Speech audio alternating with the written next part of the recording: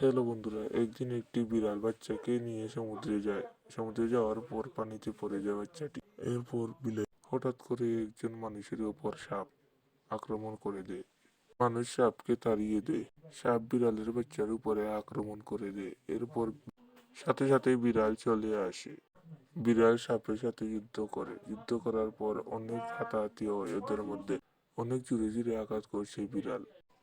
বিড়াল সাপকে ধরে লেজের মধ্যে অনেক ধীরে ধীরে আঘাত করতে থাকে। বিড়ালের সাথে পেরে ওঠে না সাপ। বিড়াল সাপটিকে হারিয়ে দেয়। বাচ্চাটি পানিতে বসে আছে। হঠাৎ করে দুজন জঙ্গলি মানুষ চলে আসে। আসার পর বাচ্চাটিকে নিয়ে সমুদ্রের পাড়ে নিয়ে যায়। একটি কম্বল দিয়ে বাচ্চাটিকে ডেকে রাখে। হঠাৎ করে বিড়াল চলে আসে। আসার পর বাচ্চাটিও দৌড়ে চলে যায় বিড়ালের কাছে। বন্ধুরা, এখানেই শেষ। পরবর্তী দেখতে চাইলে লাইক অ্যান্ড সাবস্ক্রাইব করে পাশে থাকুন।